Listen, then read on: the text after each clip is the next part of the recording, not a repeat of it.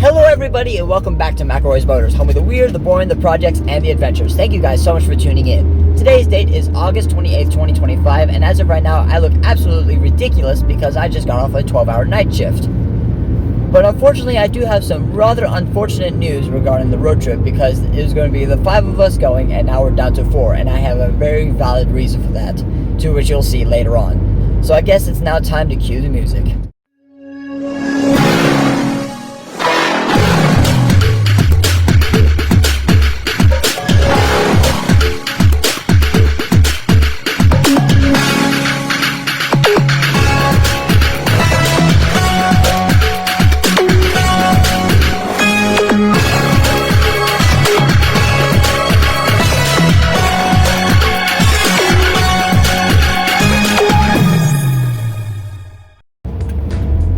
Now, before the title sequence, I was telling you guys all that there was going to be 5 of us going on this amazing road trip, but only 4 of us remain.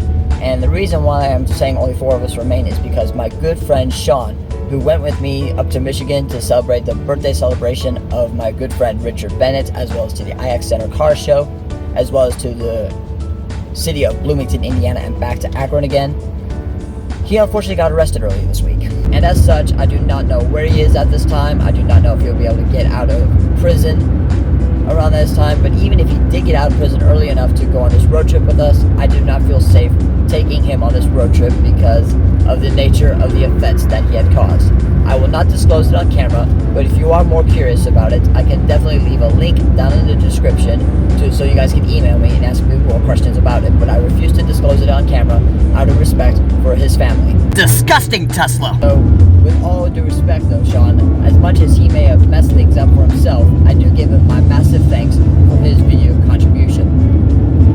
But that being said though, with that in mind, I do feel like a few things had led up to it. The thing was, with having 5 people in this Saturn, and bear in mind my Saturn only has 100 horsepower, and I made some customizations to it, to which you'll see later on, I realized just how underpowered this car is. It's already underpowered with just me in the car, but with 4 people, and with possibly 5, it would be very uncomfortable. In 2022, I took a 2007 Ford Focus down to our nation's capital, and with 5 people on board, it was a nightmare. I can only imagine it would be like in this car with 5 people in a car with less rear seat room than my Ford Focus. Woo, hello, nice Ferrari, look at that!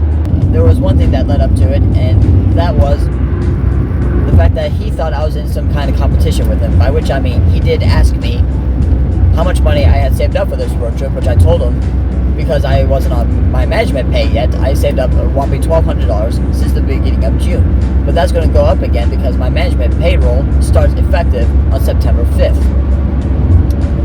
And I felt like he was trying to get to a competition with me, which was not the case at all. I am not there to compete to see who saves up the most money.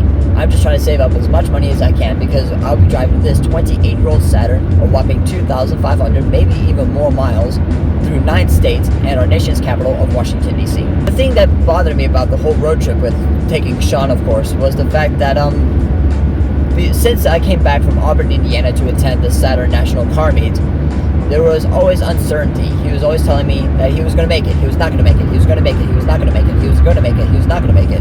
And eventually he told me flat out that he was not going to make it. And since I booked the hotel for 4 adults, I invited my buddy Jason to go with because Jason and I have been friends since we were kids, and Jason himself is packing a drone to go with us on our nation's capital, which will provide some excellent scenery, some excellent back shots, and so much more, to the point that I think it will make my YouTube channel simply grow a lot more. But Sean felt like he was being replaced, and that was not the case at all. I simply told Sean it was because of the uncertainty that he was giving me about going or not going, going or not going, going or not going. And after I invited Jason to go along with, Sean then definitely said to me, "Oh, I decided to change my mind, I'm going with you." And like I said, cramming 5 people in this car will be hell, to say the least.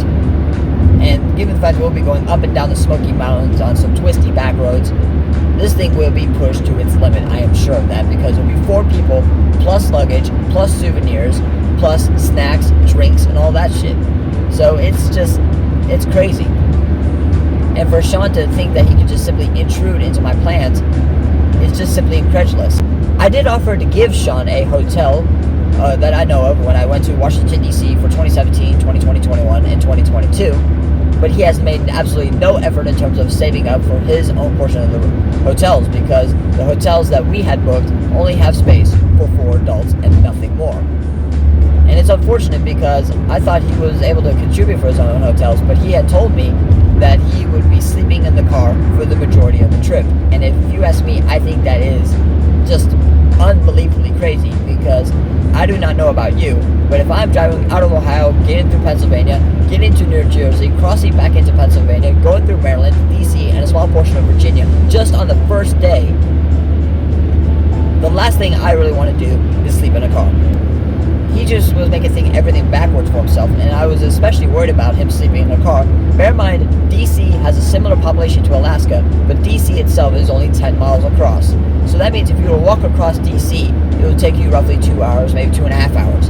If you were to walk across Alaska, it would take you roughly 2 months. And the population density in Washington, D.C., that does not include tourists or workers coming in from Virginia or Maryland. It can be hectic, and November itself is tourist season. Because of how serious the offense that he had caused, I was not feeling at all safe taking him down to the International Spy Museum for the Tremont Parade, because there will be tourists coming from all over the world.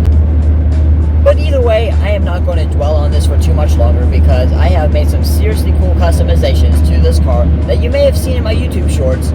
But let me tell you, it is worth the efforts. So allow me to get home and show you what I've done to Sadie to get her ready for our great expedition coming up. It certainly turns more heads than Kim Kardashian's fake breast implants. But before I go any further, I will say that the route and overall trip plans have not changed, so we're good there. Time now to show you my modifications. I think the first and most obvious thing I've done to my car is strap this 27-gallon tote to its roof. It is not 100% secure, because the way my roof curves a bit is the fact that it does shift a little bit, but it's not that serious.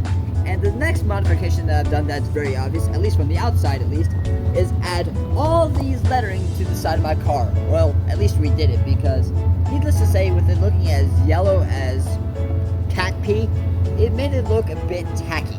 So I made it even more tacky by making it multicolored, and I think it looks so much better than it ever did. And of course, this car still runs on the finest Tesla repellent that money can buy. But hang on, I hear you say. What's with that green box next to that awesome, authentic German postcard? Allow me to explain.